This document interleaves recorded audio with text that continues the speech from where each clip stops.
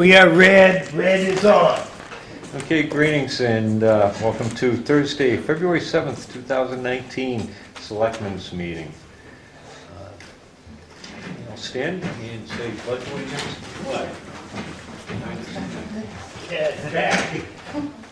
Pledge allegiance to the flag of the United States of America and to the republic for which it stands, one nation, under God, indivisible, with liberty and justice for all.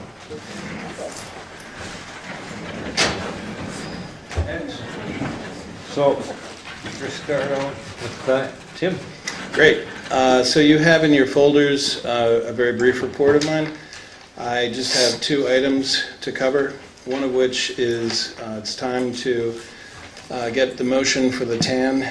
I'll be sending off information to Attorney Radigan to get an opinion letter, and we'll have that to the bank for their loan committee next week. So I just need the approval for borrowing up to $2.5 million at a rate not to exceed 2.5%, and I've provided a sample motion if you'd like to use that.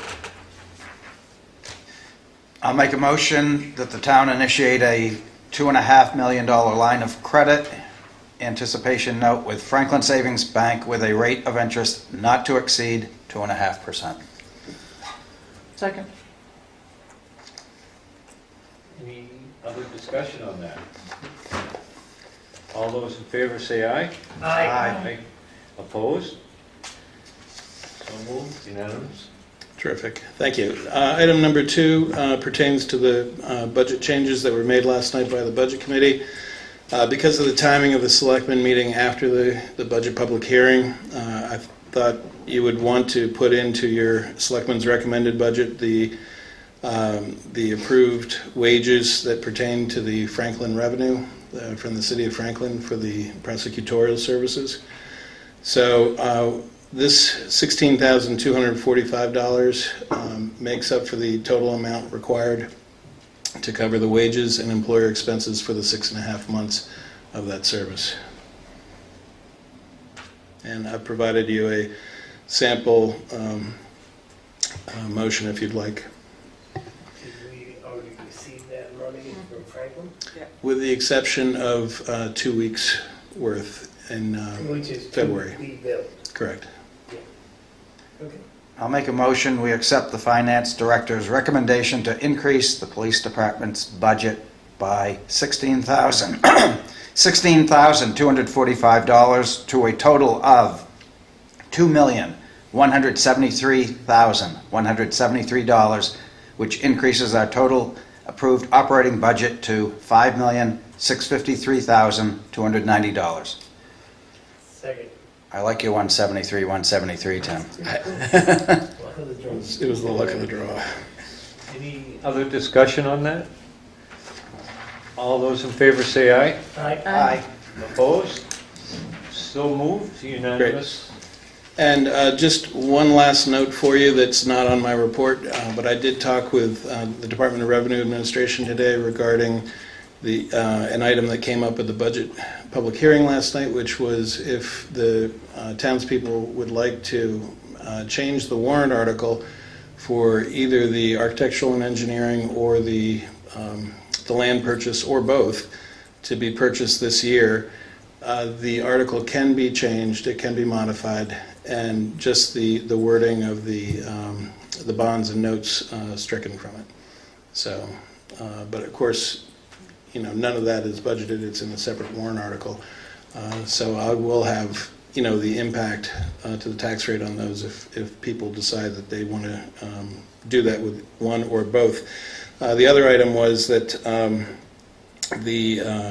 and maybe this is something that the town administrator will be discussing with you later, but it came up that if the Conservation Commission's budget line is increased, they cannot put any of their budgeted line item into a capital reserve fund. It requires a warrant article to move money into a capital reserve fund, so for the milfoil. But what they could do is if they, at town meeting, wanted to increase their budget to pay for some of the work that's being done, in other words, and I forget the name of the people, the watershed, Winnipesaukee watershed, something like that, or Winnisquam, that that they could, if there were services performed during the year and they wanted to pay for a portion of those services out of their budgeted line, and they, got town meeting approval to put money into their line, they could do that, but they would not be able to move money into the capital reserve fund without a warrant article. Okay, great. Well, thanks very much. And I'll be bringing up 2 manifests for your signature in just a little bit. Thank you. Thanks, Tim.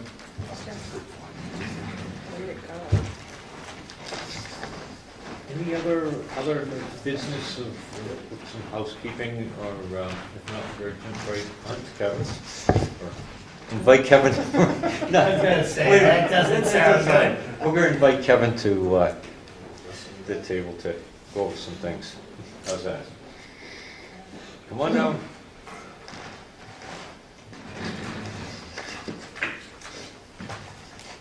Welcome. Whoa. Got some interesting weather events in the last couple of days. Yes, some beautiful weather, actually. Beginning of the week, we were able to do some housekeeping and clean the vehicles and the equipment and do some rust proofing and really take care of some stuff during the nice weather. I was able to shut the heat off and open the doors and air out the shop, which was nice. Last couple of days we've been struggling with ice again and freezing rain and snow and all of the above. But we've kept on top of it, even though we're down a guy still. Everybody's just kind of pitched in and helped out wherever they needed to help out, which is nice. Everybody is very familiar with the routes and what needs to happen. Peter is very proactive with the sidewalks and making sure that those are all good. So yeah, everything's going very well. So Equipment's all running good. yes, very good. Yeah. So yeah, nothing really to report on that. All the equipment's running in real good shape. How's the morale amongst you guys? It's a lot of hours and weird hours and time away from their families and whatever. The morale is good. There's a lot of excited anticipation of spring coming. Ditching. But yeah, it's a different type of work. Frost heaves. But everybody is in good spirits. And we try to keep it lighthearted, but focused on the work. So yeah, everybody's doing real good. So no complaints here from that. It wasn't refreshing. So I had handed out some RFPs and stuff last week. I wanted to let you know that I did do some changes to the RFPs.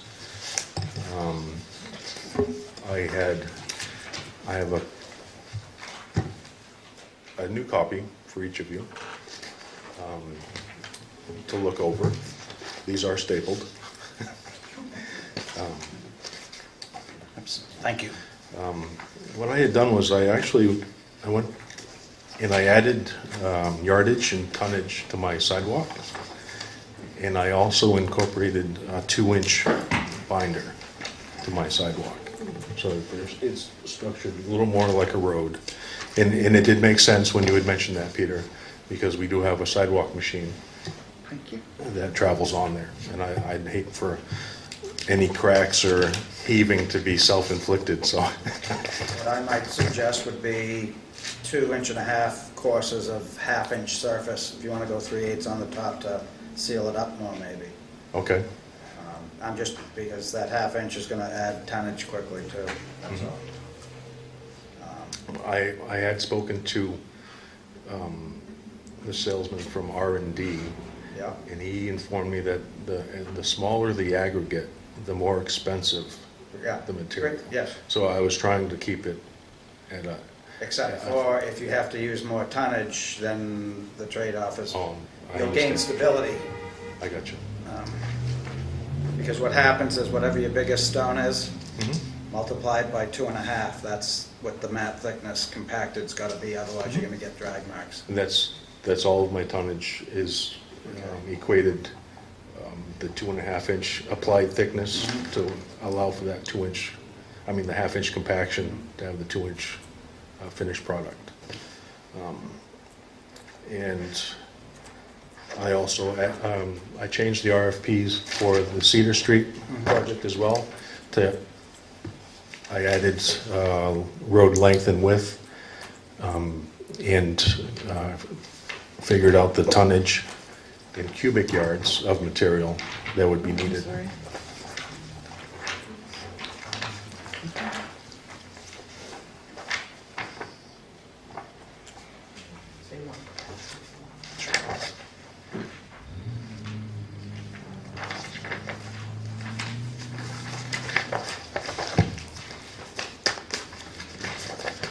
And again, I'd welcome any criticism, because I want to be as accurate as I can with these, so that there's no surprises. So these binder and top tonnages, you're using an asphalt calculator? Yes. Okay, Yes. because you were throwing me with the cubic yards. We may measure in square yards and price by square yard, but when we talk asphalt, it's always ton, It's always tonnage. by ton. Yeah, Because when you go to the plant, because of the scale, FOB. sure. Back in the day with your gravels, a lot of them were the back pit, so it was the loader bucket, and they just estimate so many yards. Cubic yards Correct, for volume. Yep. yeah. But on paving, it's usually just tonnage. Okay.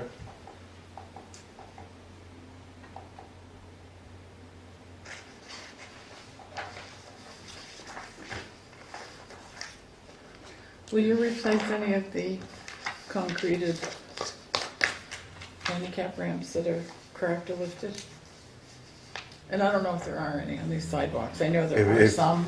If There's there one on are, School Street that's sure. really moved.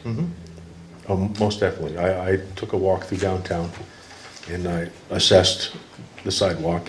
All of the handicap ramps are in good shape, Oh, good. so we won't incur any cost there. And I might have put the cart before the horse, but I had a conversation with numerous business owners, and they were all in favor of leaving it open for a short amount of time if it ensures that they're going to have a quality finished product with the conduit for the electricity and a nice finish paved sidewalk. They're To their advantage. exactly. Right, it's like, Then you better be getting calcium chloride or something, because or you'll be watering it multiple times a day. I don't see why we don't do the conduit first and then rip her out, put her in, and it's in and out and done once.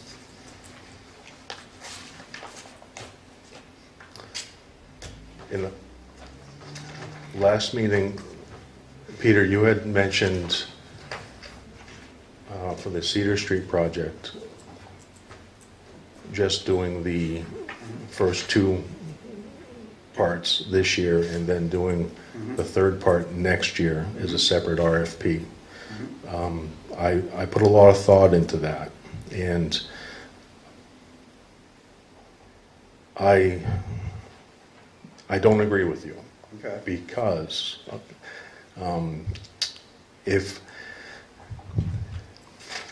a lot of these asphalt companies or paving companies give prices for the entirety of the job, correct? The tonnage, so that we might get a better price if they know that they're gonna get the entire job. Except for it's a All of the total tonnage. remobilization and all. The other aspect of that, okay, is, let's say I get one asphalt company in here to do the first 2 parts, the base and the prep work. I send out an RFP, and somebody else gets the finished part. How can they guarantee no cracks or heaves or anything like that if they don't take part in the base work of the road? If I'm getting 2 separate companies that have different standards for quality, because one was able to beat out the price of the other one on that finish that part 3 section of this project. I personally would like to see one company get all 3 parts. In order for me to do that, I'd have to set it up this way. Send out the RFP now, the company locks in, gets all 3 parts. They're starting a project and finishing the project. They assume responsibility of the project in its entirety. If there's a failure, I don't have one company blaming the other company. It wasn't my fault, it was theirs. They did it. That was my thought on that process. Regardless of when it breaks up, you're gonna have fun trying to chase them. And there's always that possibility. Your But I'd rather- escalation clause, price of liquid asphalt at the time of bid submittal shall be reflected in the cost of materials for the entire project. So, say I'm paying $100 a ton this year for liquid asphalt, and next year it's $120 a ton. How are we adjusting the price of the mix? Because That's not for us to worry about, it's for the company putting the bid in.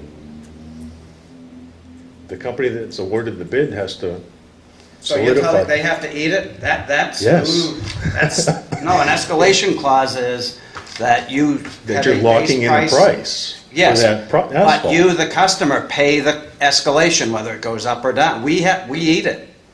So if the price of asphalt goes up, they come back and based on the escalation clause, which I'm not So- sure what it is. So if the price goes up, Yes. we don't know how much. We could, pay at it. the end of the project, we could be hit with another $10,000 bill because of Another something. reason why you don't want to do a 2-year project that way. I have no idea what asphalt's going to do. Right So now, if- fuel is real low, but all you need is some place in the world to blow up. And No, yeah, I the escalation understand. clause protects the contractor, so they don't lose their I thought shirt. it protects both. Well, what it does is it ensures the town's paying pretty much a fair price based on the asphalt. Sure. Now, I'm not sure how DOT figures it, Okay. but on all their state projects that are multi-year, they have an escalation clause on that. The other stuff, I think the contractors eat, gravel, whatever. There's also a fuel escalation too. I believe. So how would you like me to proceed? I would like to send out the RFPs and get feedback from the companies. Well, another question for you on page 1 on the Cedar. You're going to sweep all the debris from the surface of the roads prior to the wearing course? Sure. With the multi-one and broom.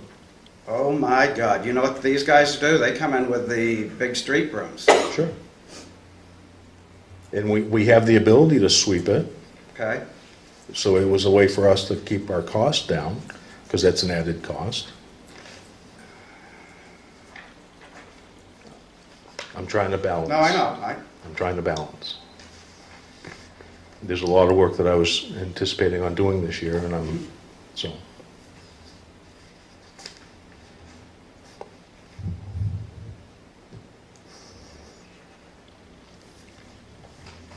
I like it. If there's a couple, I would love to see all these projects actually be complete Mhm. for the residents and taxpayers. We keep putting money away and Mhm. then, sometimes it's hard to see where it goes. Oh, this is a new sidewalk downtown? Hallelujah.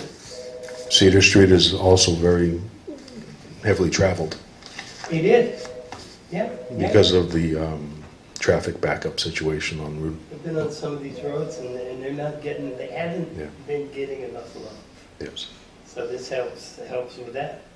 yes. I've been on those kind of roads that didn't get any love. In addition to these RFPs, there is one more that I have to generate, and that is for catch basins. No catch basins installed on Cedar Street, because there's only 2 at the beginning. One's actually on Winter Street, and one is at the beginning of Cedar Street. There is an extensive amount of water that's not being taken care of from that entire hillside. It needs to go into a catch basin and direct it. So that'll be another RFP that I'll have to generate here in the next. We're not couple going of to do weeks. it? Catch basins? Yeah. We've got an excavator, we've got a loader, we've got all sorts of equipment. I'm also short on time if we're gonna be taking over parks and maintaining everything else that we have in town with a 5-man crew. And really only one person has experience doing such a job. And- But your, and- Public Works, will anybody have a pesticide and fertilizer license this year, Yes, in the spring? in the spring, Herbicide needs to be put down in the spring, and pesticide. that's gonna be a tough go because we just started our schooling.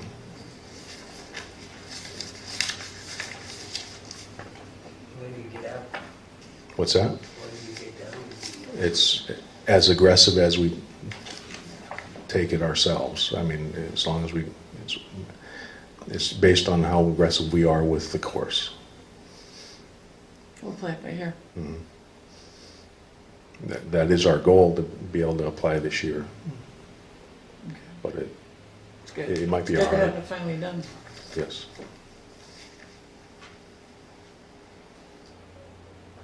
Cedar Street, Part 1, reclaim, fine grade, and compact with water for safe travel. Yes. Return at a later date, so are they coming back daily to water? Because I'd suggest calcium chloride is needed as part of the Part 1. Part 1, Come in and spray it with calcium chloride. You've seen the roads they do it on? yes. Yeah, it compacts like, Then if it doesn't rain, it may be good till they come back. If you get a lot of rain, we may have to hit it a second time. But Mhm. otherwise, Cedar Street, you're going to get complaints on dust for sure. Some of the others, maybe not so much.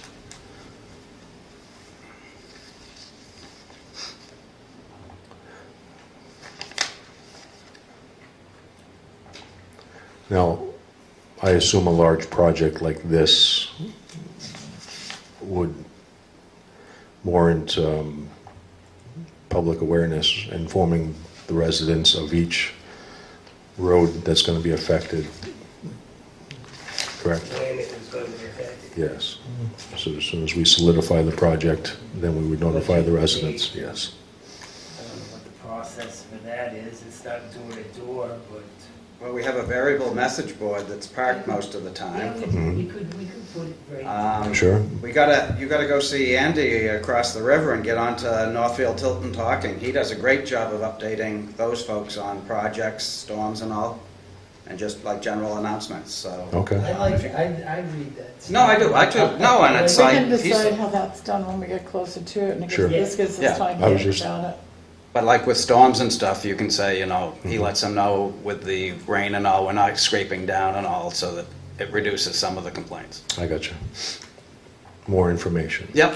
I got you.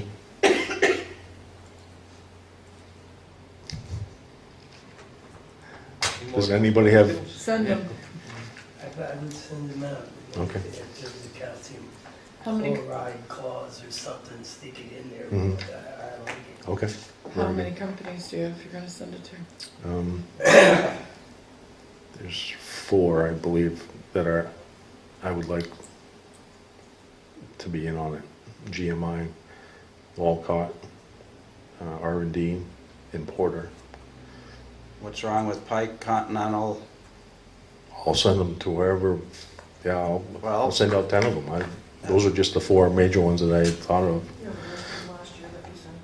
I would rather Would Pike- than restrict any qualified contractors, Continental and Pike are no small-time You have contractors. a list? GMI's there too. We Yeah, got- no, I know. Okay. Can you get Peter the list? Have you seen the list? Maybe you could get a copy and. Yeah, Maybe not is this now, but Dennis's list? Update. No, it's the list that we've used in the past that Joyce and I kept a spreadsheet on. Which probably came from Dennis, but. Sidewalks. Maybe you could take a look and see if If there's it's. some Well, that's missing. perhaps we could get copies of it, all of us, and look at it, and Sure. Well, then, add and subtract, 'cause I don't- it's always best to send it out to as many as possible. Yeah. But it's What about a always notice to best to bidders? have some primaries too, Okay. some dependables. Local people. Yeah. I like that. Keep the money To local. spend my Yeah. money in town. I honestly didn't think Pike would consider a job of this size, Depends. so. It varies. They Depends call how it they build-in. use Build-in goes. Okay, jobs. okay. I don't know now, Maybe you got a thing going down 30 the years street. ago when I worked for them, we'd work for towns and you got enough tonnage there that they'd bid on it. But Okay. I don't know now. Again, this is a learning curve for me, so. Yeah, no, I'm but testing they've the been water. always trying to become just FOB supplier. They don't want to lay it, but they have to. Yeah, okay. Did anybody have any questions or concerns with the winter maintenance policy? On the what? Winter maintenance policy? I, I did, oh boy, there's a lot of red flags there. All right. I did adjust the priority level for the 93 crossing. Did you see this document? No, I did not see that. If you look in, I think this is the most current one. I'm looking at the signature page.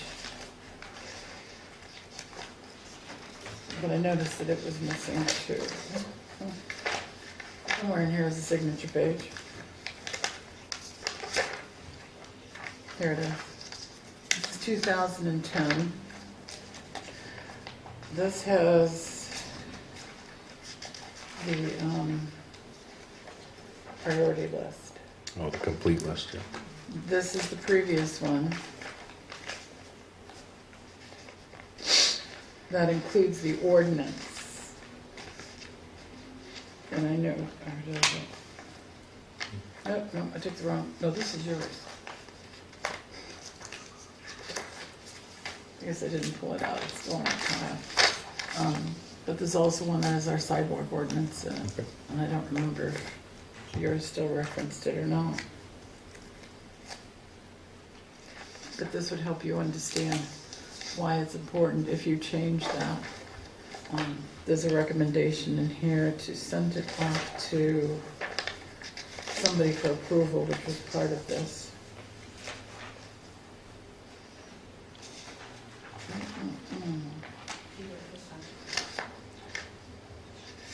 Send love to the State Department of Transportation, yeah, okay. Anyway. Were you going to, so did you change it to include duplicating this? I did not duplicate that, no. I just added low priority to the Route 93 bridge. It has to be like this, Okay? all of the sidewalks. It's not No, exactly he doesn't that. have it. It's not in that like this. order, no. It has to be like this. Okay, then we can plug that in and Because then this that's, legal, that's an easy fix. Confidential legal We can just opinion. plug that in and, Oh, concerning sidewalks? yeah. We can plug that into the policy. is there a problem if we provide him with a copy of this, our Public Works Director? Seems like he should know that information Okay. as it pertains You got to a copy his to him? particular Then job. you'd understand. Okay, That's the copy I got from you the other day. Right, Yeah, I got that. I can get that for you. 2009. very good. That will help explain it. Okay. Were we gonna go over this now or at a later date? We do it in 15 minutes. Mr. Chairman, Are you the only one that Yes. changes that? did you wanna go over this now or at a later date? Chief Seatar will be here at 5:30. Do you want to go over some of it now? It's up to you, sir. We'll get through some of that. and That'll give Kevin some opportunity to go Sure. back and do some more, so. Some thinking. So on the first page, your first sentence, is equipped with adequate qualified personnel. I think we're more than adequate. I would leave out the word adequate, because I think we're highly qualified. Mhm.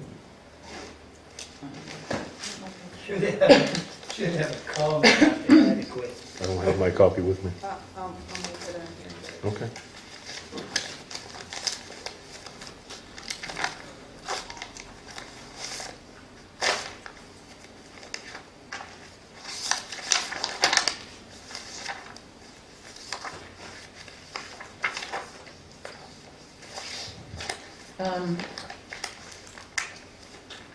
don't have one to read along with us, do you? You want-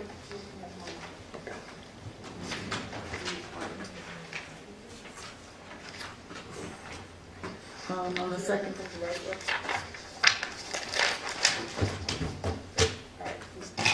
Thank you, John.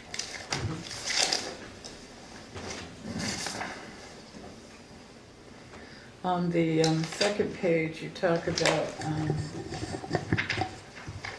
once the snow plowing is done. I'm trying to find it on this because it's not quite the same. At the top, when snow plowing days are completed, excess snow is removed. You left out the 12-inch rule, so that means any snow that's left, whether it's 3 inches, 4 inches, That's correct. 2 feet, okay, I just want to be sure. And in the old one, we had language in here that we clean up our snow dumps in the spring. Our snow dumps. I'm not familiar with cleaning up our snow dumps. I have not. Well, we Participated dump our in that. snow at the veterans home, Yep, and it just sits there and melts. We don't, and we don't go back and pick up No. all the debris that's left over. no. You don't remember when it was used to dump at the 132 parking lot? Yes, and that's why it said in here that they would go Okay. back and Okay. clean it up. There are a couple of versions of the winter maintenance policy. I've got the, So the one that I went off of was 2010, but I know there was one, the one that was posted on the website was different than the one that I had as a hard copy in the office, so this is the, which is why I tried to do this. this is the last one that the Board of Selectmen signed, 2010. 2010. This is Okay. the last time it was And revised. it's on the website? Well, it says on the BOS dashboard. This is the one with the, Okay, that's why we changed it, okay, because we had to do this. sure. And there's also language in here Mhm. that specifies why we do that. Okay.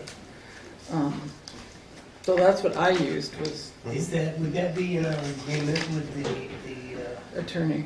veterans home? That's where we dump it, I'm sure we no. have some kind of an understanding with them. So, just to give you some history, I wrote this, the original. Okay. So, I mean, they were Well- dumping it on the 132 ball field parking lot, and I wanted them to clean it up. Because in the spring, what's left behind is Sure. all the garbage that gets plowed up.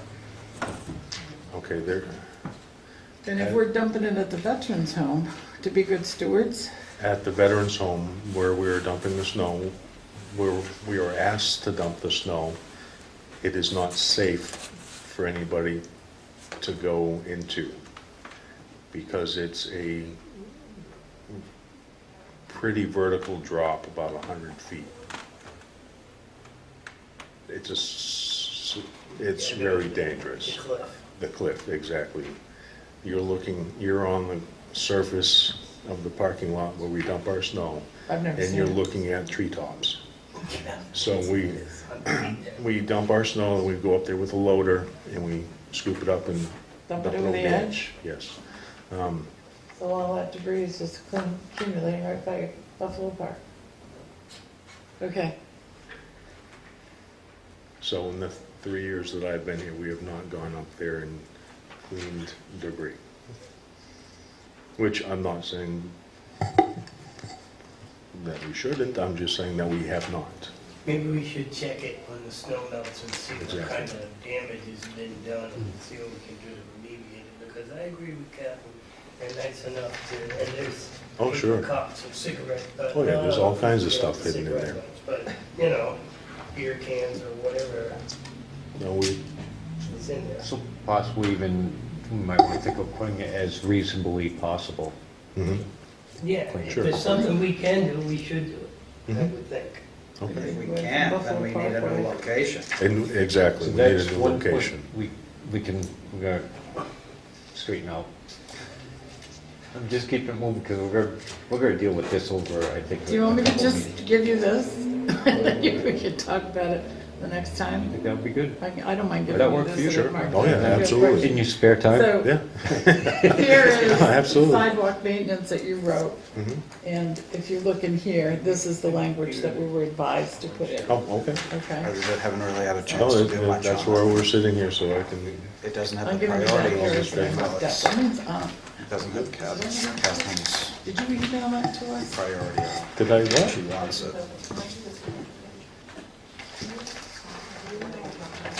Catherine, did your, Does this meet with what you wanted, or didn't you want it broken into tiers of priority on the sidewalks?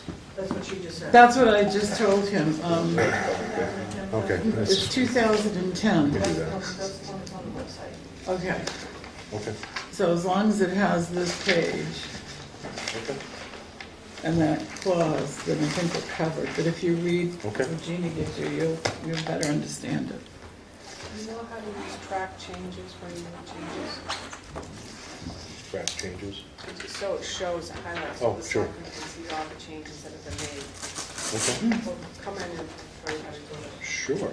That way, Oh. at least, that you won't have to like continue back and forth between two documents. I got you. They won't have to, they can see They can see exactly the where the changes. are. Okay. That would be very helpful, thank you. Just one other thing, in your list of roads Sure. with no salt, you Yes. have extra roads, and you don't have Range Road on it, you have Pest House Road. That's what we refer to that as, is pest house. Yeah, but it's Range Road. No, it isn't. It used to. On that section of R1, R2, Okay, you have Pest House Road, okay, Caleb Hill, and then Okay. that other end of Caleb Hill, the dirt road that goes straight, is called Range Road. okay. Before, when King was still ruling us, the whole thing was Range Road. Okay, You'll see it on this. The Pest House is Pest House Road. Mhm. And there's Caleb, and then there's Range Road, which goes to School Street. But we don't do range, do we? That's We do private. that section of Range Road, don't we? With the first couple of houses? Well, there's what, 3 or 4 down there? you have me confused now, I'm not following Well, you. you'll see it on that. Are we If talking you about have pest your house, or? map, if Pest pest- house is one road, one house. If Pest House is behind you, the Yeah. cemetery's behind you, and you're Yeah. looking down Caleb Hill. Yeah, And you drive down Caleb Hill. Yeah, and sharp instead of taking turn. the corner, go straight. we don't plow that, You don't plow that? no. Okay, That's why it's unfamiliar to me. but that's Range Road. Okay. But it is listed on our list It of is? no salt roads. Isn't that interesting? That is very interesting. Range Road, Class 6 road. Now, we discontinued it on the School Street side. You can't go across that. What is this? Not You anymore. can't go from School Street to Caleb Well, Route 93. without walking, or a horse, or a motorcycle, or, well, a dirt bike. What are these orange marks here? Are they supposed to be there, or? That was just me following down through the line as I looked at this list, and then I stopped because I got it. Okay. Okay. We will figure it out. do you have any other DPW Thank you, Kevin. You're welcome for this round? for this round. Thanks, And, Kevin. good luck, Okay. stay safe. Thank you. And Very good. Thank you. Have a good night. Okay. Pray for an early spring.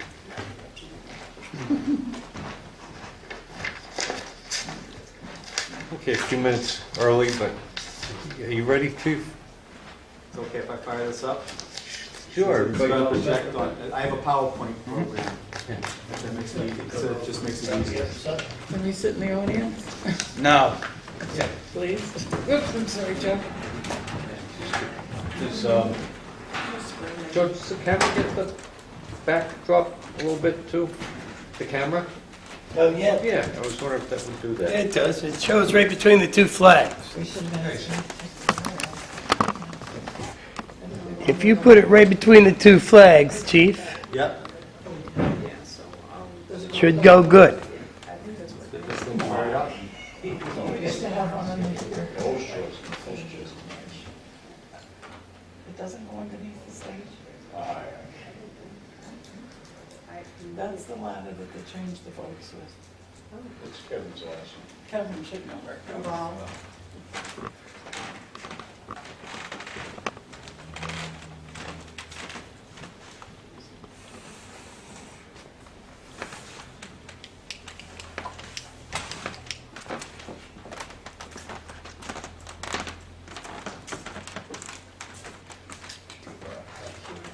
I know.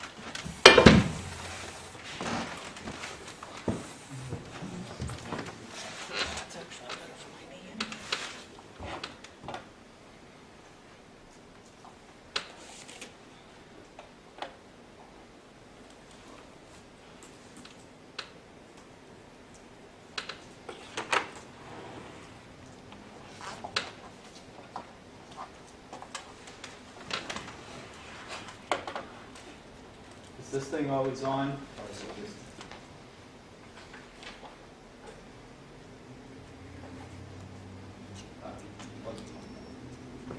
Do we need Tim? Is Tim still down there?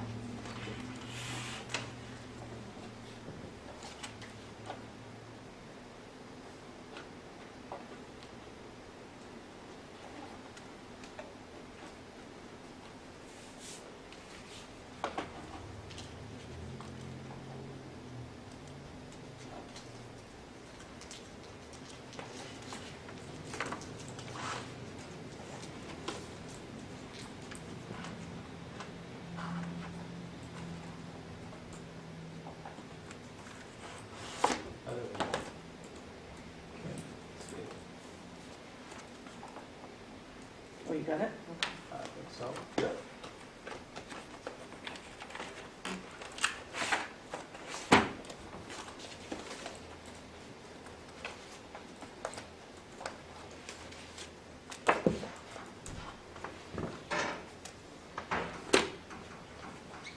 Okay, Joe? Yeah, no, anything between the flags, those go. Okay. Oh, I have that picture. It's from, that's the first C-grade fire apparatus that they had. The picture from everybody I've talked to says it's from the early 1920s. I don't recognize anybody in the picture. I think I see Donnie Stevens. So, all right, so at any rate, thank you for inviting me here this evening to show you this project. I showed it to the Northfield Selectmen Tuesday night, so they've seen it, and I'm glad you have the opportunity to see it before we show everything up at the public hearing next week. So, the fire station project, we'll go from chronological order all the way through, and you'll find out why we are where we are. So in 2015, the district voted to form a fire station committee, and they authorized the commissioners to hire a consultant. And so we did, and we hired Warren Street Architects as our architect and consultant. The committee formed and met for about 2 years, and what they did is they studied the needs and issues of the fire district. Some of the issues that they looked at is our increasing in call volume, the aging population of the district, the growing traffic within the district, how we have ADA accessibility issues with our facilities, We have we lack secure storage and monitoring of EMS drugs and supplies. We don't have any proper decontamination facilities for our firefighters and our equipment. And egress from Center Street, as you probably all well know, is very dangerous, especially in an emergency situation. And they went through a process. They reviewed all our calls, they reviewed apparatus and equipment, reviewed our space needs for our programs, visited other fire stations that were recently built to see what was appropriate for a modern fire station, evaluated potential sites and the availability of sites, and then they reviewed the costs and the impact of those costs on the tax rate. The options. They looked at rebuilding the Center Street Fire Station. They looked at putting an addition onto Park Street. They looked at building an a fire station out in East Tilton. And two other options they looked at was manning one station or manning two stations. Their findings or recommendations is that the Center Street Station was not viable for an expansion. They wanted to keep the Park Street Station as is, construct a new station within the Village District, and at the time, we were looking at the property on the Tilton School, and they also found that there was no other suitable land within the Village District to build a fire station, and that if we were to build a new fire station, keeping Park Street, that the space needs for that new fire station would be 14,000 square feet. So what has happened since? The proposal for the fire station at the Tilton School was voted down. There's still no land available within the Village District. The Tilton School has withdrawn their offer to donate land for a fire station. The call volume of the fire district has gone up more than 500 calls in that period of time. We're approximately at 2,000 calls now. Our simultaneous calls, which are calls which are happening at the same time, have increased to more than 20% of our call volume. And land on Manville Road became available for use as a fire station. So, why do we need to do this project? The Center Street Station and the Park Street Station do not meet the needs of a modern fire service. The Center Street Station was constructed in 1867 with a couple of additions and many renovations since. The Park Street Station was built in 1986 as a garage with the thought of expansion at some point. And response times to many areas of the district are now more than double the recommended response travel time of 4 minutes. And I have a graph that shows that. So the recommended response time of 4 minutes is a recommendation by the Insurance Service Organization, which is the organization that sets property insurance rates for anybody who owns a building or a house. And the NFPA is the National Fire Protection Agency, which sets standards for fire departments, and they're also the ones that create the plumbing code, the electrical code, mechanical code, and they collaborate with the International Code Council on the building code. Currently, our fire department only can respond to 40% of our calls within 4 minutes. And the standard is that we should meet that at 90% of the time. We should get to a call within 4 minutes. So what are the specific problems with the Center Street Station? The foundation on the original portion of the building is failing. It's a brick and mortar foundation and all the mortar is gone. Actually, the left front corner, if you're looking at the station, is cantilevered at this point because you can just go and take the bricks out if you want. It's non-ADA compliant, does not meet the life safety code. If the building were constructed today, we would not get a certificate of occupancy for it. New apparatus must be specially engineered to fit in the station, adding about 10% of the cost of the new vehicle. Of course, egress on the main street is still very dangerous, and there's no room for any type of expansion.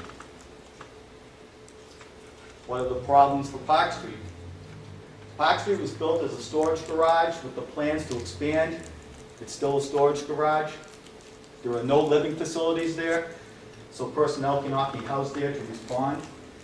And ironically, this is where most of the apparatus is stored that the district owns. Problems that are common to both stations. There's a lack of decontamination facilities for our personnel and equipment. The reason we need decontamination facilities is because we get contaminated every time we go into a smoky environment. And according to studies by NIST and NIOSH, firefighters are 2 times more likely to contract bowel cancer, testicular cancer, or breast cancer than the general population. We only have one shower for the whole fire department. We lack proper and secure storage for all our medical supplies. So after the previous proposal was voted down at the Tilton School, what has happened since? What options did we explore? We looked at purchasing the property across from Lowe's Drive for a fire station and still keep Park Street as is. We looked at purchasing the property at the end of Bittern Lane for a fire station and keep Park Street as is. We explored building one new station at the Park Street location. We also explored the possibility of acquiring land east of exit 20 to build a fire station. We looked at building a main station at Park Street and a substation east of exit 20. And we looked at building a main station east of exit 20 and renovating the Park Street station. So what we found out about the land from across from Lowe's Drive, the land is on the very edge as being usable as a main station and keeping Park Street Station as is, following the committee's recommendation. The land is currently under a P&S agreement and is unavailable. Also, the land there is mostly filled and would require any substantial building there to be placed upon pylons. What did we find out of Bittern Lane? The land is on the very edge, again, as being unusable as a main station and keeping Park Street as is, following the committee's recommendations. And the land eventually was purchased by MB Tractor, and now it's unavailable for us. What we found about a single station at Park Street. The actual usable area of the land is only 1.2 acres, which is too small for the space required for a single station. The site needs extensive work for a larger building. A large portion of a new larger building would be on filled land, requiring pylons, greatly increasing the cost beyond the cost of the new structure. And the engineer said, depending upon how big a building you try to put there, that cost could be $200,000 to $500,000. Additionally, you would be encroaching and having to fill wetlands. The Park Street location by itself increased the department's average overall response time. What we found about the land available east of exit 20. Land is available, located on Manville Road, directly behind the Valvoline store. The land there is mostly soil, sandy soil, and is relatively flat. All utilities are either there or adjacent to the site, except for municipal water. But we also must improve Manville Road and have egress control onto Laconia Road for that site to be usable for a fire station. The assessed value for the 121-acre site is $387,800, and the asking price for that whole site is $2 million. What we found out about building a main station at Park Street and a substation east of exit 20, the usable land area at Park Street is too small for a main station. The cost to build a larger station on that site would add $200,000 to $500,000 to the cost of the construction of a larger building. A larger building would create access and egress problems due to frontage size. There's only 214 feet of frontage. It looks actually larger than it is, but we're maintaining a big hunk of state land there to make it look better. We would need to add an additional person per shift, 4 in total, if we were to operate 2 stations at the same time. A substation east of exit 20 would fit on the available land out there. And this was the most expensive of the options explored. What we found out about the building a main station on Manville Road and renovating the Park Street station as a substation. The Park Street site can support a substation. The Manville Road site can support a large main station. One additional person would be needed to be added to each shift, 4 in total, to operate both stations at the same time. And it was the least expensive of the options explored. So the proposal, after going through all that, was that we would build a new fire station off of Manville Road in Tilton, renovate the Park Street station in Northfield.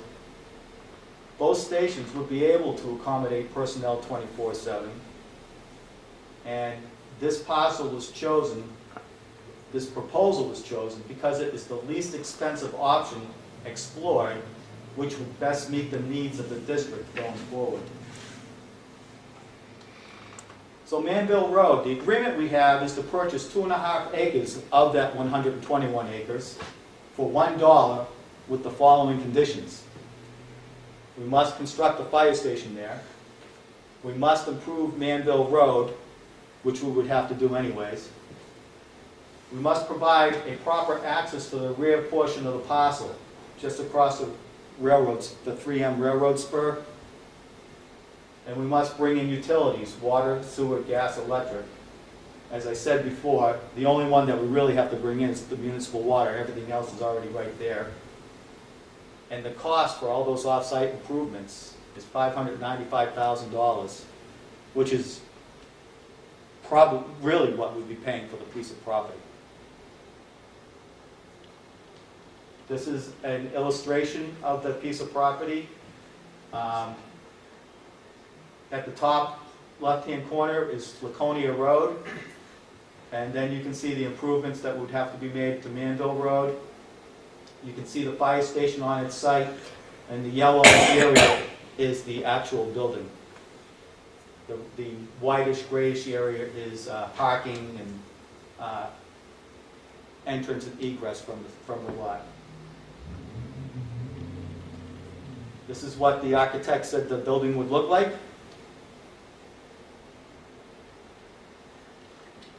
This is the proposed floor plan. Joe, you were on that committee, and this is 14,000 square feet. Exactly. So it's in the same as it was, sort of? Yeah, well, the one we were looking at in Tilton, the school property, was a 2-floor situation. Yeah. This is a 1-floor situation. So, moving on to Park Street, it's currently owned by the fire district. A renovation there would provide living and office space for responders 24/7. The renovation would take place mainly within the footprint of the current building, with a small addition to accommodate stairs to the 2nd floor, mechanical and storage area. That's the site. The outline in red is the actual property line. There's actually 2 parcels of property that we own there, and merged together, that's what it looks like. The tree line is basically all wetlands in there, and there's a section of wetlands that goes behind our new training facility, and it runs between the salt shed of the Northfield DPW and our training facility. That fire station there is about 5,000 square feet. It's really 4,800 square feet. The fire station on Manville, the proposed fire station on Manville Road, is about 3 times that size, approximately. So if you can take that building and add 3 of them there, and try and fit it on that lot, and then try and add parking and access and egress, It just doesn't fit. Additionally, the land, the grass area to the left and the area behind that fire station slopes off to about 6 feet below the level of the fire station. So that's where all fill would need to be brought in if we were to construct there, a larger building there. That's what the architect proposes that it would look like, and you'll recognize it because it looks basically the same, except for the small addition on the far side. That is the proposed floor plan, and basically it would be pretty much a gut job and rebuild on the inside. The front half of the building is 80 feet deep currently, and we would pretty much cut it in half, with the front half being space for apparatus and the rear half being office and living space and apparatus support space. What's the total cost of the project?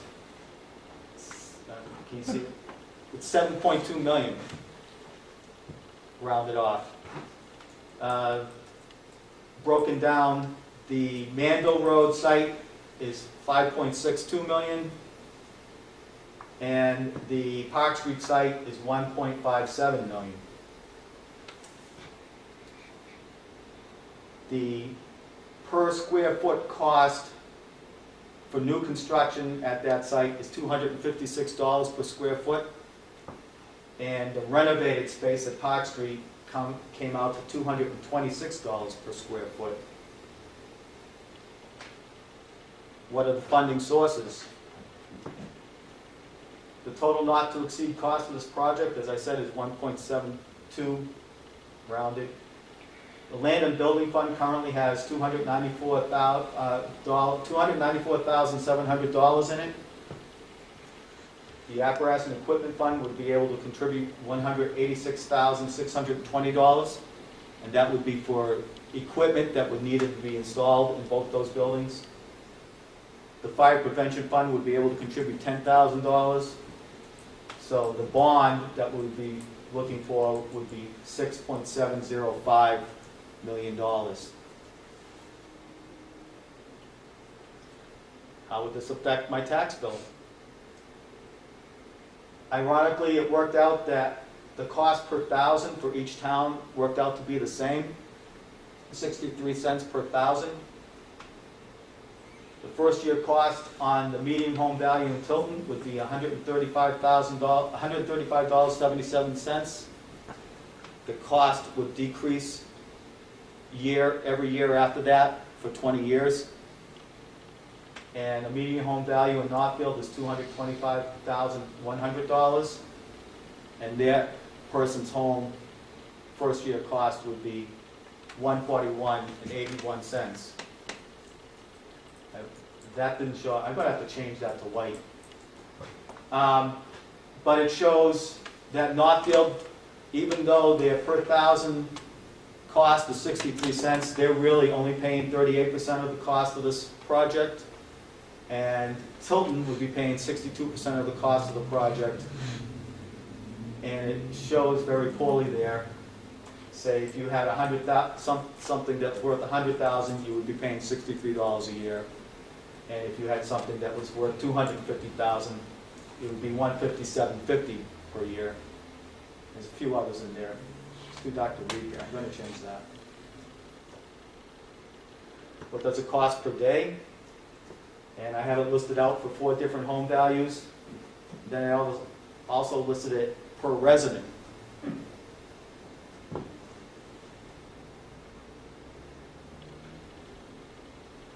We hired a construction manager, did an RFP and hired a construction manager, and Bonnet, Page, and Stone won the RFP process.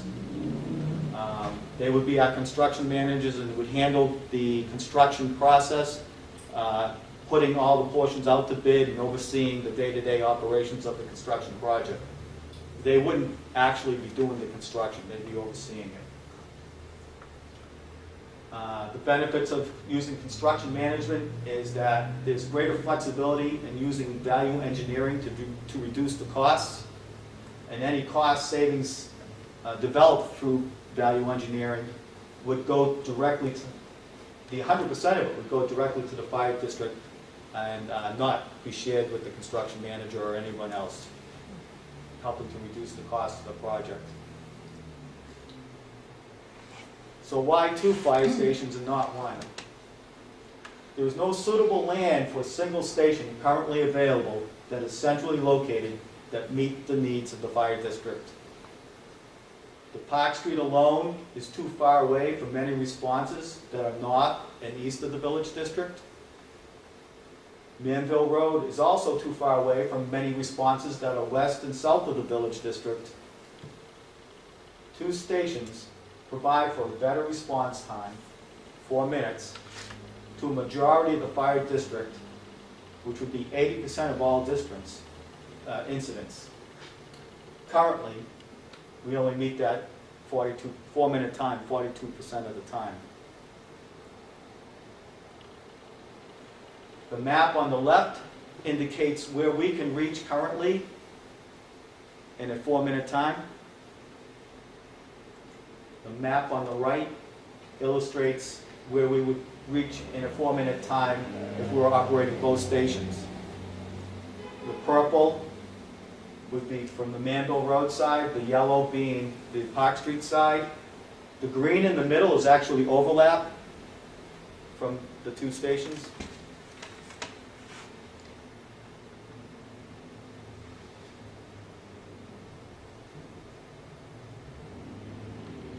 So the conclusion, the cost to accomplish this project will not decrease. Construction costs have per square foot averaged a 5% increase in labor costs per year over the past 3 years. Construction materials alone increased by 15% last year. The project presented is the most efficient solution to our current predicament concerning facilities and response times. The proposed project will meet the needs of the district for many decades going forward.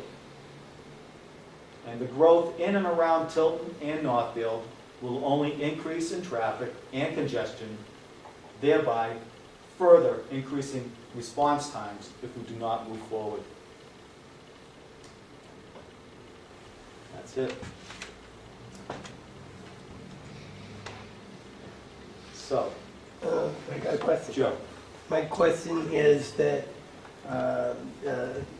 it's going to cost us in excess of what we're spending now due to the increase in salary to man the second station. There'll be an increase in utilities and what have you. And I was just curious if you had a figure for the budget to increase due to those causes.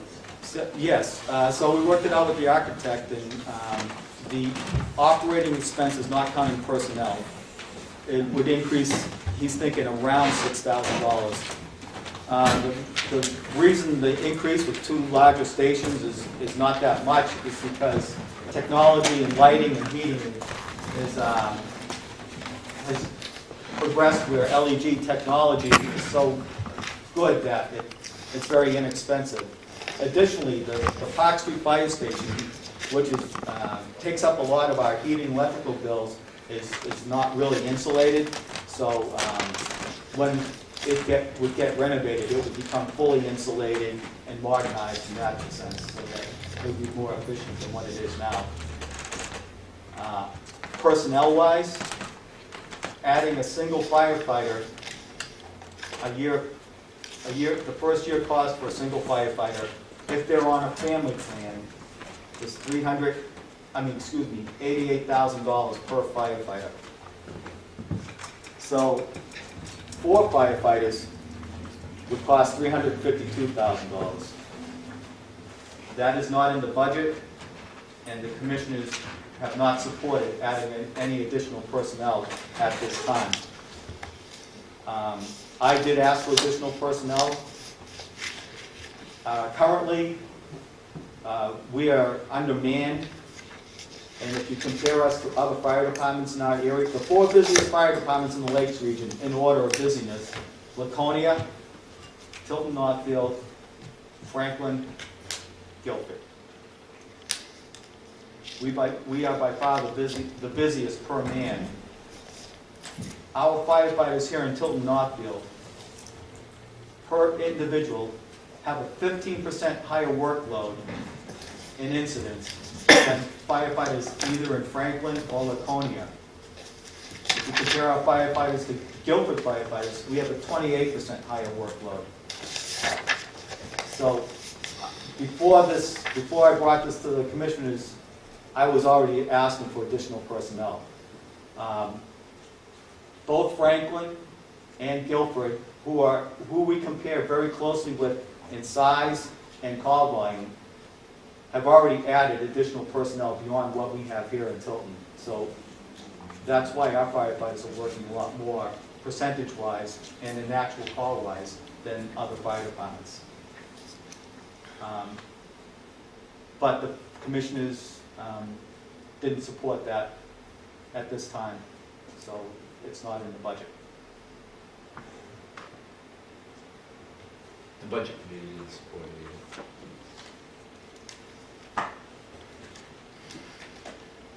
The increase to your response times, if this project goes through, I was surprised it didn't cover more of the two towns than what I saw. So It didn't seem to expand out as much. I mean, certainly the southwest corner of Northfield doesn't benefit from this project, actually it nor does. would the southeast corner. It does actually. It benefits because currently the average response time to if you look at Northfield by themselves, the east side and the west side of the village districts, those response times are 8 minutes, average response times are 8 minutes 25 seconds and 8 minutes 30 seconds respectively. By moving our station to the Park Street, you're decreasing that average response time by 2 minutes on the southwest side, and by placing a fire station on Manville Road, now you're able to hit the Knowles Pond Farm Road, Shaker Road. You're also decreasing that response time by just a little bit over 2 minutes. Actually. I was thinking of the Tilton Road area, though. Tilton Road area, in fact, we cover the whole Tilton Road area within that 4-minute time frame. But it didn't seem to show on that chart. And so now, because Park Street isn't manned, the response times are longer, so if we go with this project, it will be manned and that will reduce the response times? Is that how that works? So,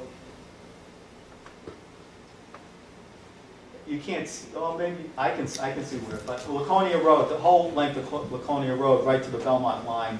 Oh, you meant Tilton Road or Laconia Road? Tilton Road off of 132. So, yeah, it goes all the way to the Belmont line, that 4-minute response time. No, 132. 130. No, yeah, that's 132. Tilton Road or Laconia Road? 140. So this is Laconia Road. There's a road down on the end of 132 that's called Tilton Road. Yes, and it goes to Belmont. No, it goes to Canterbury. The southeast, let's just call it the southeast corner You of mean Northfield. Concord Road? I've always heard it called Tilton Road. Okay. But it's the southeast corner of Northfield. Southeast corner of Northfield. But is it because the station isn't manned now? Right. That Are you those looking response are you times would looking at improve this- after the Are you looking project? at this map right here? As much as I can see it. Oh, and then that one, like I said, it didn't seem to. So this is Concord Road, and it goes all the way down to the 4-minute response time goes to just around Sandogany Pond Road and up Pebbly Road, quite a bit from this direction, and from this direction, it doesn't quite meet in the middle. That's with the fourth man, Catherine. Well, Otherwise, they're coming out of, They're looking at, still looking to alternate. so the commissioners are recommending that we man both stations, but alternately. So one day Manville Road would be operated, the next day Park Street would be operated out of. it'll be fun trying to go see him for a fire permit or something. Where do I go? Well, the administration would be at Manville Road all the time. So, But So sometimes the response times would be improved. Yes. Every other day. So, That's the biggest question I hear on the street is, how will they improve? One of the persons I talked, that asked me, lived down in the southwest corner, what we call Fiddler's Choice, down past Sandogany yeah, Pond. that's a terrible place to live if you're looking for a very good response time, because the Yeah. Park Street station and the next closest fire station to Park Street would be the Franklin Fire Station. When we have calls in that area for structure fires, we basically get there at the same time. It's just a long way out. Similar to like if you want to go to the end of Laconia Road out by the Mosquito Bridge, it's a long way out, and it takes a long time to get there. And especially if it's a Friday afternoon in the summer, it even, well, you know. I do. And that's the biggest concern I hear is why spend all this money if I don't gain anything from it. So what you're looking at is the majority of our calls. If we build these two stations, renovate and build a station, and if we man both stations with two guys each, we will hit 80% of our calls within 4 minutes. But aren't the majority of your calls now at exit 20? Or in the village The area? majority of our calls currently, we only meet that 4-minute response time 42% of the time. If we build both stations, we'll meet it at least 80% of the time. I think the hardest thing is to convince everybody that they do live, that we're talking about a district and not two separate towns. Yes, I mean, That's the hardest thing. But a very nice presentation. well, thank you. The main thing here is that if your house is on fire and you get out, most people have insurance. But 70% of what we do is EMS.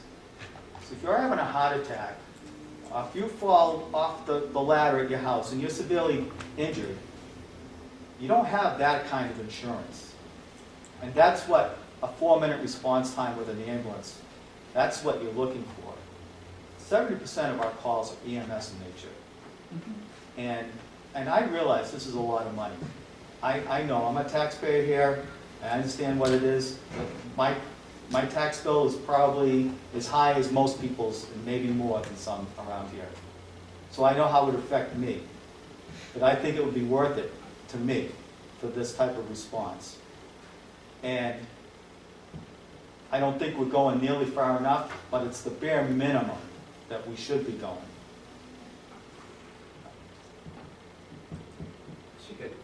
Chief, you get that whole piece of that people are missing, and forget about what's in it for the taxpayer.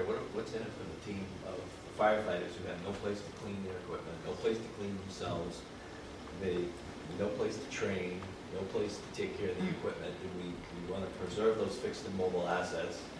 I mean, All those things are resources that we have to buy far too soon, far too often, that affect our operating budget as well.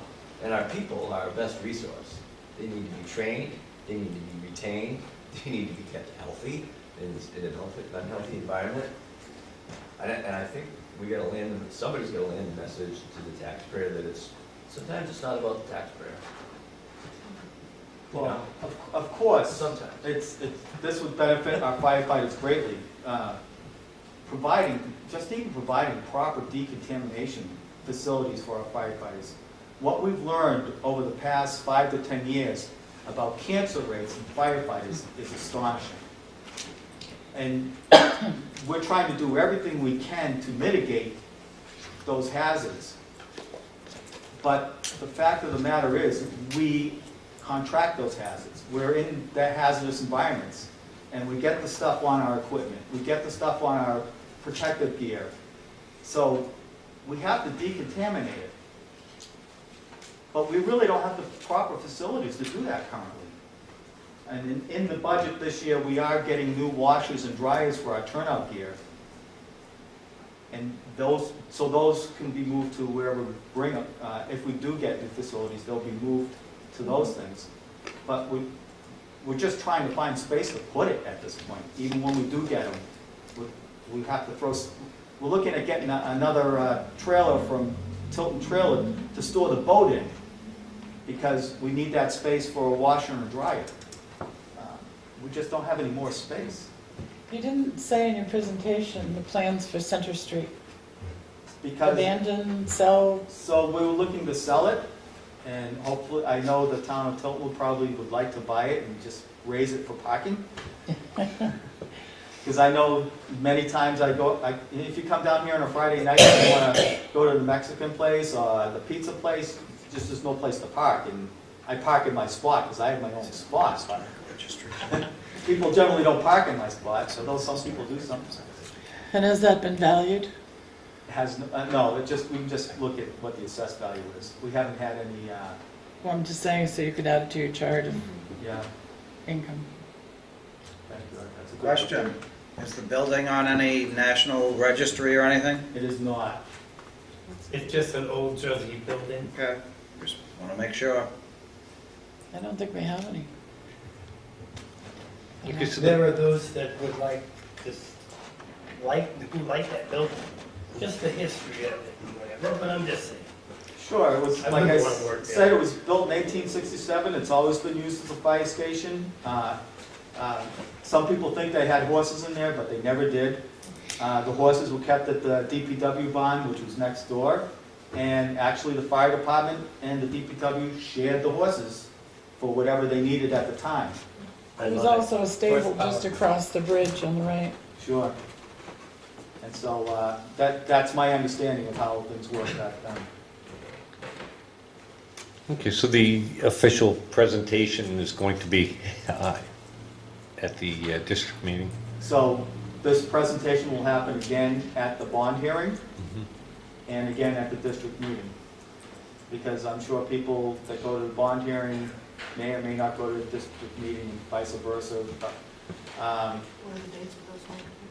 the bond hearing is next Wednesday, the 13th, at 7 o'clock in the cafeteria of the high school. And the district meeting is March 18th, 7 o'clock in the cafeteria of the high school. So next Wednesday at 7 o'clock at the high school is the bond hearing. Yes, so it's not only it's a bond hearing, it's the warrant article hearing and the budget hearing. So it's the public hearing on your budget. Yes, So so it's all of that.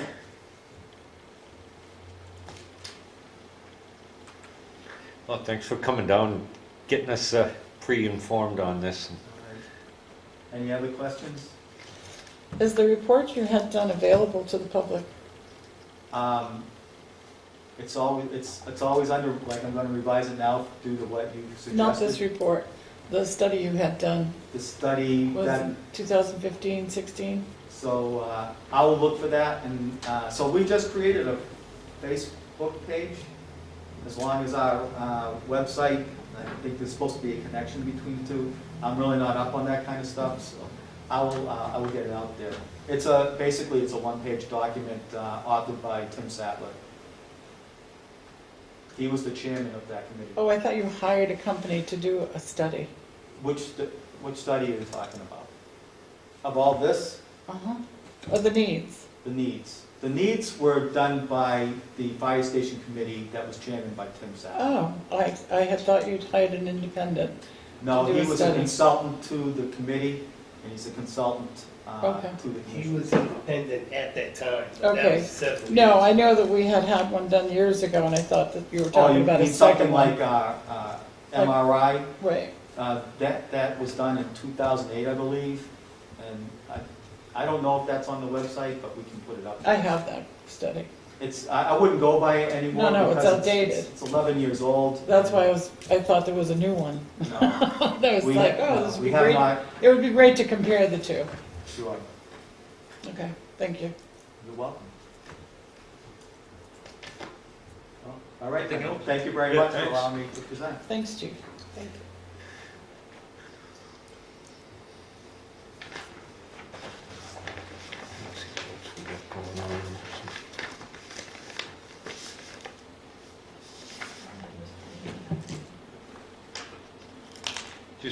hanging out, or I don't know if you guys had anything that you wanted to bring up?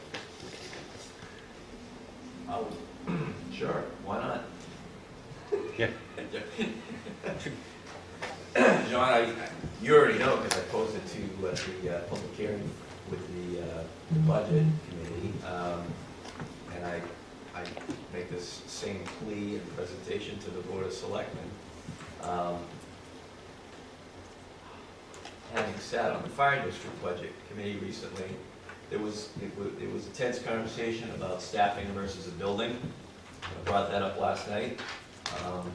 And the fire district commissioners and the budget committee thought to try to pursue a building and staffing at the same time was not in the best interest of the dollars.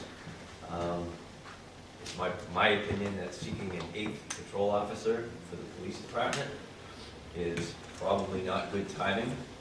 I don't know if it was a split vote, unanimous vote for you folks, but if I were you, I would expect some blowback at town meeting about when we're trying to get land, when we're trying to get engineering, and pushing for a very large increase, looking at all the budget lines, and although the budget committee probably tried to do a very good job last night, and all the nights that are involved in moving the budget committee, to me it looked like kind of a flat budget with a huge spike in the police budget.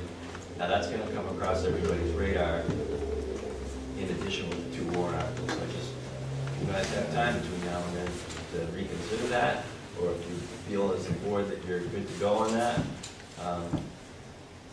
I don't know. I don't know if it's too late to, if you guys have a reconsideration, but I would expect you're going to have to answer for it at town meeting.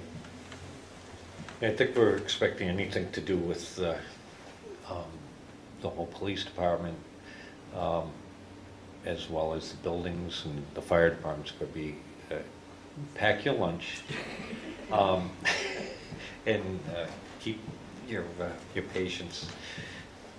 But yeah, it was tough. One of the things, I don't know if you were aware, that part of what's on there is some money that's flowing through sort of from Franklin Police Department to cover for wages for when we did that. That was, I think, a total of $16,000 of the police department budget. Yeah, 16 some change of the police department budget under wages, I think it was, is actually just because we covered for Franklin's prosecutor for a while, and then they're reimbursing us. Yeah. So it looks like it went out. So Yeah. when you look at, take that part out and then look at, but you know, like you said about the 8 officer, and then But you're we're- on the way to add an 8th I think we're all- officer, correct? I don't know if the 16,000 really compares to the over 40,000 this year and the No, over no, 80,000 next year for and the what I 8th was saying is, officer. yeah, we, as selectmen, we went over that, and as you can tell, it was not unanimous. It was very spirited conversation. So I'm sure it will be at town meeting too. Thanks for, please be there. I'll bring my own microphone this time. Yeah.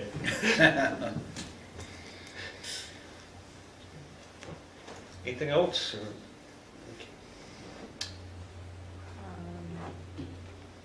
We have a non-public that we were going to go into. I can, yeah, we are. I can, if we can do that now, or we can do it later. Well, we have a couple people here, because they probably wouldn't want to, I don't know if we go into non-public, how long? 5 minutes. About 5 or 10 minutes, Then how much do you and then want you to can know? come back. Why don't we cover some of the Oh, town we- administrators report? Or we could go and do some other business first, Yeah. and then, Sure. because we don't have a lot on our agenda tonight, so we could finish a lot of that, so that our non-public would end up, so you Okay. wouldn't have to go and come back again. Great. Do that, folks. Whatever's good for you guys. That works. I mean, I'm ready to go. Yeah, well, we do that, so we're gonna put off the non-public and All right. get into the stuff, so you guys don't leave and come back. Thank you. Yeah, thanks. Night. So you have my report for this week. Under the action items, I'd like you to consider approving an expenditure for a boiler repair that replaced the circulator, flanges, and gaskets at $620. I had a conversation with Brian at BKM, and he said that we should probably get that done now. I asked him if we could wait till after town meeting, and he was a little concerned. He said if that goes and we have cold weather, it'll burst the pipes. So he's recommending that, and he said he could do it next week if we wanted to get it done. So I just need your approval. I did check with Tim to see if we had money available to do that, and he said yes. So I'd like you to consider that. That's $620 to replace the circulator, the flanges, and the gaskets. I could see, after going down there and taking a look, they're very crusty and super rusted there. Well, and I think 2 weeks ago, somebody reported that they heard the circulator. Was it Gail? Yeah. And I went down and checked, and the circulator is, the burn's humming a little bit, so. It is. I'll make a motion to approve the expenditure of $620 for boiler repair that can't wait. Second. We have a motion, second, discussion. All those in favor say aye. Aye. Opposed? So moved. Thank you. And I just want to point out that there is one other item that needs to be repaired on the boiler, but that can wait till after town meeting, and that's the replacing the return pipe. And remember what that looks like, so, but that will come later. Just wanted to give you an update on the town hall leak. The baseboard downstairs has been reinstalled, as well as the ceiling tiles upstairs and downstairs. Outstanding, we have a hole in the ceiling in the hallway behind Tim's office where the water dripped down, and we had to cut out the drywall to let the water come out. Kevin has offered to take care of that, to work that into his schedule if you'd like. Just need to see how you feel about that. And then the foot wall here in the upstairs conference room, we're getting an estimate from Belanger and Sons to repair that. The wood is coming off with all the water. Eliminated. Yep. Also, just want to point out that the highway employee that was injured in the water leak is now out on workers' comp for about 2 weeks. But he appears to be okay. On the action items, also the Police Building Study Committee would like to do a presentation on the police station at the bond hearing next week. Are you okay with that? Sure. I'm okay with it if it's after the hearing. Okay. It's been closed to the public, not before. Okay. Is everyone good with that? I see one head nodding. If they don't give the presentation before the bond hearing, seems like the people at the bond hearing wouldn't have that information for when they go. Last night, I was present at the Budget Committee when they gave their presentation. Very nice, very well done.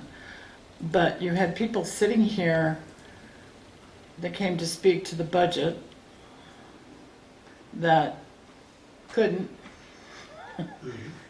I won't go into details. And the presentation took well over half an hour. So the information they gave, there was a very short conversation about the bond. Our finance officer can provide any information the public wants on how the bond affects the tax rate, et cetera, et cetera. And he should be available at that hearing for those types of questions. But I don't think people that have come to a public hearing on a bond should have to listen to that unless they want to. Listen to the information about what they're voting on? This is strictly about a bond. This is strictly about a And the bond. presentation is Not strictly about the about- bond, right? No, it's about, why need this for the land, bond. why not this land, why, it's everything about the police building. Could they throttle through it in 15 minutes and? What time does this bond hearing start? I think that Seven. that would 7? be, Could we move up the time for the presentation to prior to the hearing? Could do that. Anybody wants to? Presentation at 6:30, There let you go. people know. There you go. We just have to, I bet if you talk to Kevin and give him a limited time frame, he was kind of test driving that last Yeah. night. But it was a great And presentation. to a strict, It really was. Yeah. It was he- a lot of very Already done. necessary he could just- information. He could just hit the cliff notes on that. I and, think that's- and put a little buzzer. Well, So- it was a good Get the gaff presentation. out. certainly we could, we would just have to revise the notice. Because, or what's happening, the bond hearing will still happen at 7 At the o'clock. exact time. You look confused. Well, I'm just thinking, Okay. we're gonna have the selectmen's meeting first, right, an abbreviated selectmen's meeting. Right. And then open up public hearing at 7. Yep. And then couldn't he do his presentation for the first 15 minutes? We could include it on the agenda, so people will know ahead of time. There you go. In other words, when we post the agenda, we've got selectmen's meeting at 4:45 in our agenda, and then the bond hearing at 7. And we've got Lauren from Avatar and DRA coming in for a half hour to speak to you about the process with the revaluation. So that's what we have on the agenda for next week. And the bond hearing is scheduled from 7 till 8. 7 till whenever. Yeah. There's no end time. You may not have anybody come for the bond hearing. Then it's moot. Open the hearing, no one is here, usually give them 10 or 15 minutes, don't want to come, close the hearing. Might get some people for this one.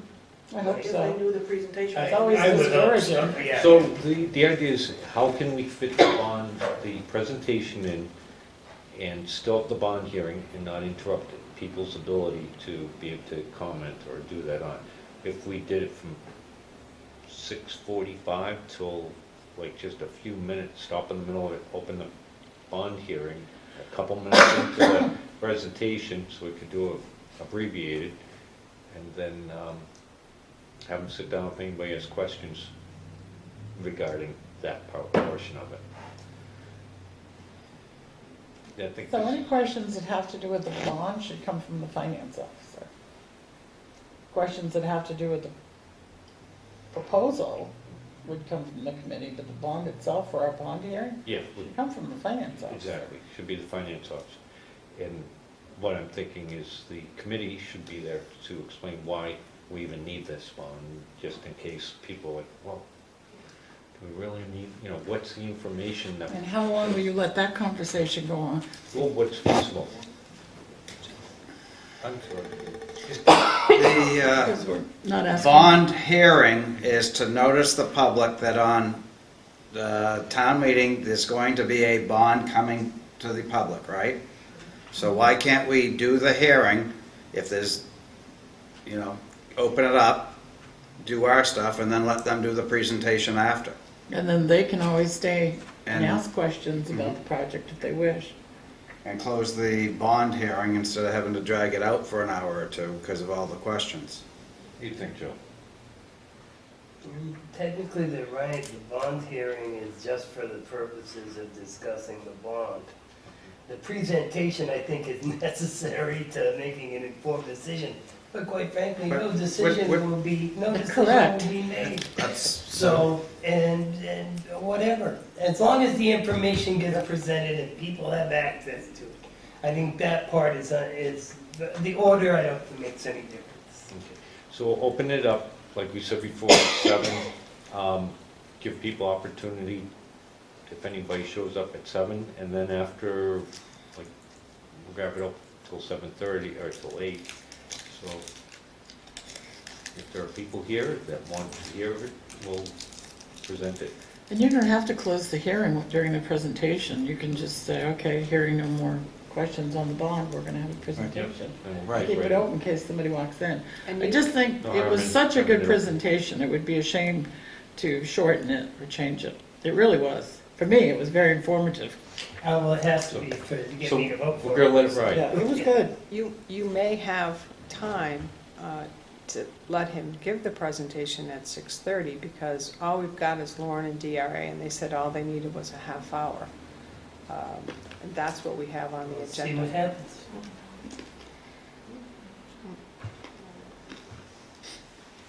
So if we keep it flexible, Maybe we'll get out early. maybe we'll get out early. Earlier. So have Kevin come down for 6:30 and we'll see. Okay, if we can we'll ask squeeze them them to in. come at 6:30. We'll include that on our agenda. Oh, Yes. yes, we want Yes, people to please. know Yes. that they're gonna make that presentation. Yeah, for sure. Excellent. I did follow up from last week's meeting. I spoke with Dale Sackett at Beck and Bellucci regarding Academy Street, and he is going to come over tomorrow and take a look and get back to us with an evaluation of what needs to be done. Good. He was very accommodating.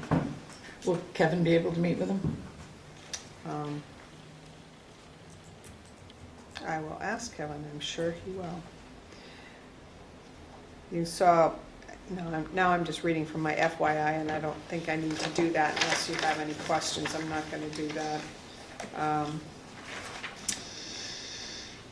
Some other outstanding items, Selectmen's report for the annual report, John? If we can get that by Monday? Do I get a copy out there to anybody that wants to help? Some of the things I'm looking for is want to make sure I don't miss anything on the timeline of some of the stuff, that big things that happened. Are you doing it in Google Docs, John, so you can share it with us? Oh, that's right, I did it, started in Word, so I'll do We'll it. copy and paste it into Copy it, and doc. put it into a doc and you can share Thanks. it. Yes. I do it on, I prefer Excel and Word, but. Relative to the town report, how would you like to handle the employee listing? Do you want everyone who was employed last year to show up, or just those who were with us at the end of the year?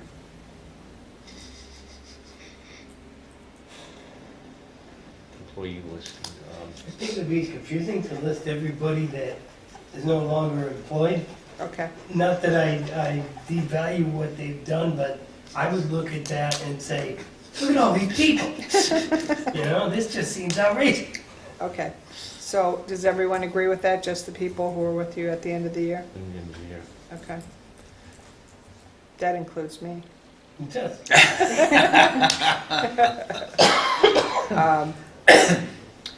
Do you want any kind of a mention in your letter, or any dedication or memoriam for Dennis Allen? In memoriam. In memoriam. How's that? Did we put something last year? I'm trying to think, and that's what I was We have looking for. a nice, we have a picture of the family in the tree that was done this fall. But did you, It didn't go in the paper though, did it? it wasn't. Or, excuse me, not the paper, in the, Not the town. Previous report. report, yeah. Because usually there's the cover that we worry about, the dedication, in memoriam, and then if there's any other, sometimes we have Boston Post cane, which we won't have this year. We won't. We didn't have one. We, You get the cane until you yes, no but longer have the cane. isn't it, wouldn't it be kind of nice to have This is a death. shaded story of the person who's supposed You're to? next. That's a euphemism. But if we haven't, why haven't we given the cane out? Chances are. Yes, There's not.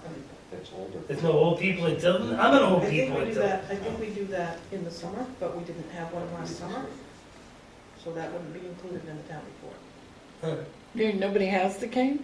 Oh, who has the cane? I afterwards have to look, but I it thought was we in last year's report, if we had one.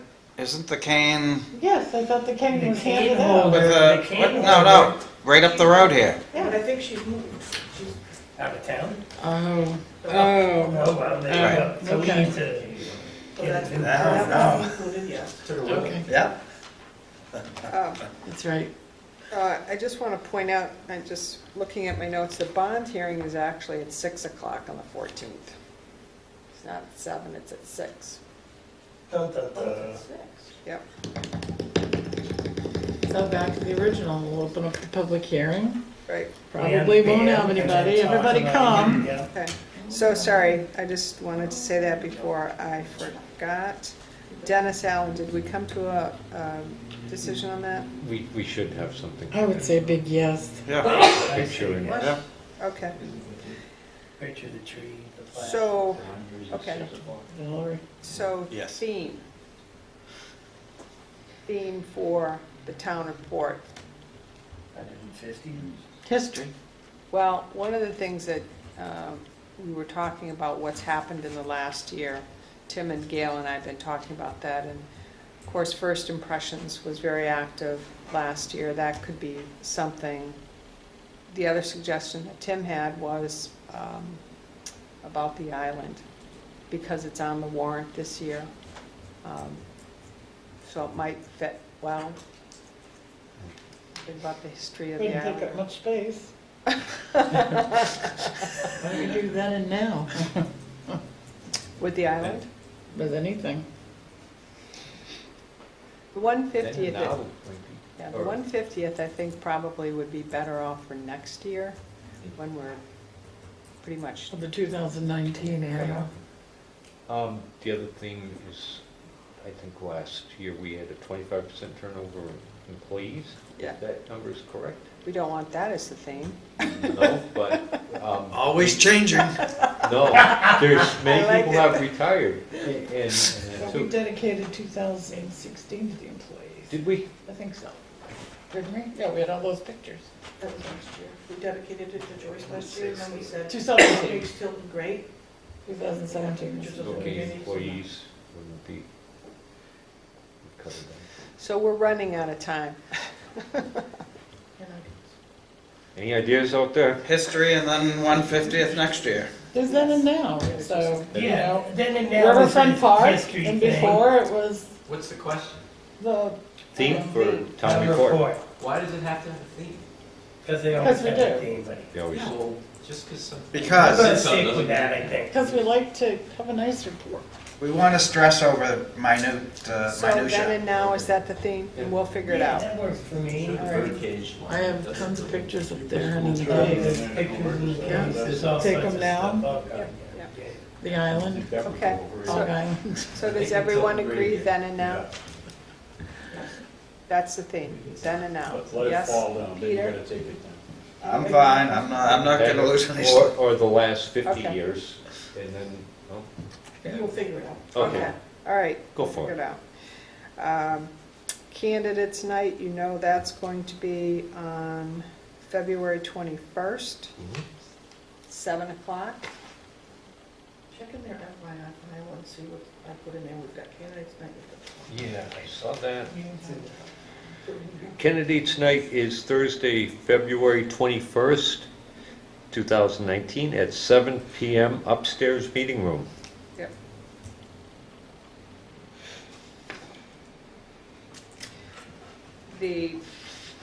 I understand that Chuck Mitchell has been the moderator for the candidates night in the past, and he's not able to do it this time. Is there anyone that you would like to do it? I'm happy to do it, or if there's somebody you'd like to do it. I'm okay with that. I am too, that's fine, that sounds great. If you'd be so kind. Sure. In the past, Very nice. I came up with some questions too that just kind of, Joyce came up with some questions that kind of got people to talk on various subjects and or non-biased or anything. Okay, great. Just wanted to mention to you that that accident with the police vehicle, we have been paid in full now. That's all taken care of. Excellent. That was a Claims. snowplow, Well, whatever it was. The truck backed in yes. down the driveway. yes, so that's all resolved. And we did get paid completely in full for the cost of the damage. I think that's it for me. Any questions?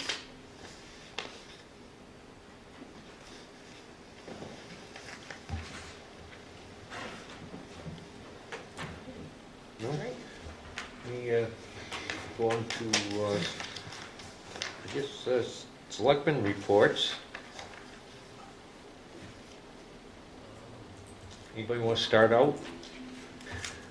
I can start with some announcements. We've got the candidates night, which we just mentioned, is Thursday, February 21st at 7 p.m. right upstairs here. One of the other things is we did receive a letter from NHDES on water well testing and some brochures that are available, some information. It goes into talking about a lot of people who have their own private wells neglect to go and have their wells tested, and there's some information on this. Failure to test and properly treat wells may lead to exposure to unhealthy levels of arsenic, radon, bacteria, as well as other contaminants. NHDES is reminding people with private wells that it's important to test your well water. There's the brochure. Now, do we have any of these brochures available? It's right there, I think, John. Well, if everybody comes down, They have to share. We got a stack like this, and they're in the front in the lobby. excellent. So there are some brochures that are available in the lobby, as well as you can contact DES.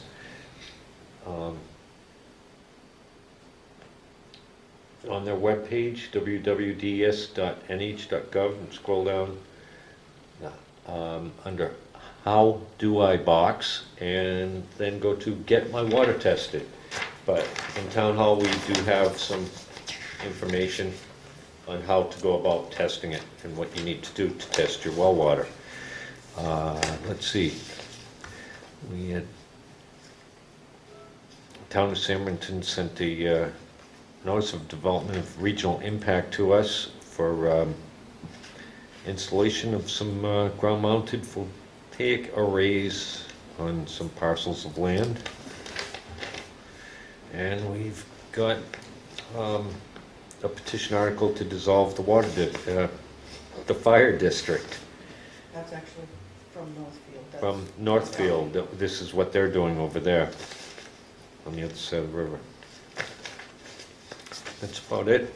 No, that wasn't officially delivered to us, that's just a copy, right? Yeah. Just to let people know what's going on. That's all I have. And one thing. I went to a conservation meeting last night, and it was put on by the people from Trout Unlimited, which I always thought was a sportsman's organization, but it's not. It's a conservation organization, and it has to do with rivers, streams, brooks, watershed issues, and the health of these waterways is determined by the amounts of trout that they'll sustain, hence the name Trout Unlimited. It was very informative, but the upshot of what it means to us is they do assessments of culverts at no cost to the municipality. They're making a map or whatever. So they can come and any place a roadway or footway goes over the top of a waterway, they would come and inspect that and take pictures of it and give us an assessment of is it big enough, not big enough. And so on and so forth. So I gave that information to the Director of Public Works because he's the culvert guy. And he was going to reach out to Mr. Clausen and get the information on the program and then bring back the information ultimately to you. And I would assume to us to let us know. But it seems like a good way to get our culverts looked at. And that's my exciting Tuesday night. Peter? Yeah, coming up in the coming weeks, Fire District public hearing is on February 13th, 7 p.m., high school cafetorium to go over their operating budget, proposed fire station, and warrant articles. Following week, school district public hearing, February 20th, 7 p.m., middle school CAF. And that's on the school district budget. That's all I've got. Catherine? No, I'm good, thank you. Oh, What? Wait. Just say it's been a busy health officer week. Everything okay, I hope? Well, getting there. We'll get there. Okay, so if that's it, we're going to be going into a non-public. We don't have anything else on our agenda for after that. Depending on non-public, sometimes there are things that we would have to say, announce that was happened in non-public, that's actually a public thing, so we could do that. We stop a non-public for any reason and then proceed. So you're welcome to stick around, or you could catch whatever we say on that. That's it for our agenda, right? Watch the video. Okay. Stay tuned. What's that?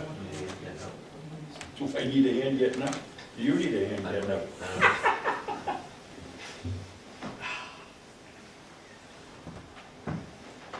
Jason, can I ask you a big favor?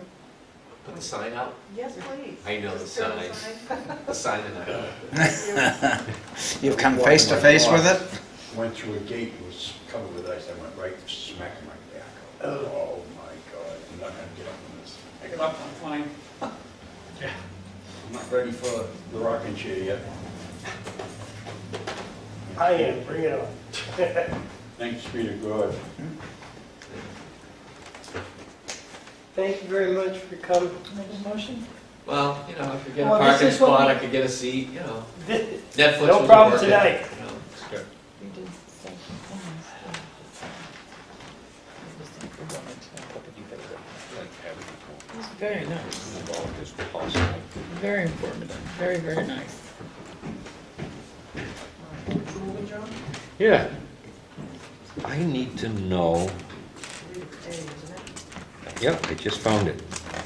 Okay, I'm going to go into non-public as per RSA 91-A:3, paragraph 2A, which is dismissal, promotion, or compensation of any public employee, or the disciplining of such employee, or an investigation may charge him unless employee affected has the right to meeting, and to request the meeting be in open, in which case the request shall be granted. So we're going to do this in alphabetical order.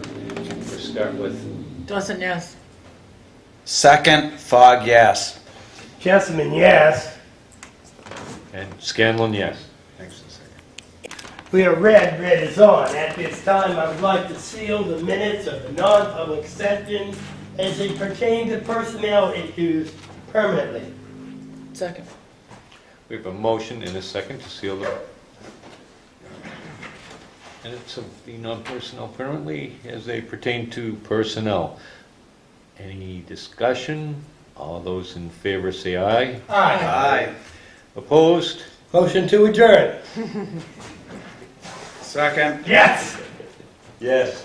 Yes. Aye. So moved. Are you a This nay? is Castle on the town clerk deputy thing.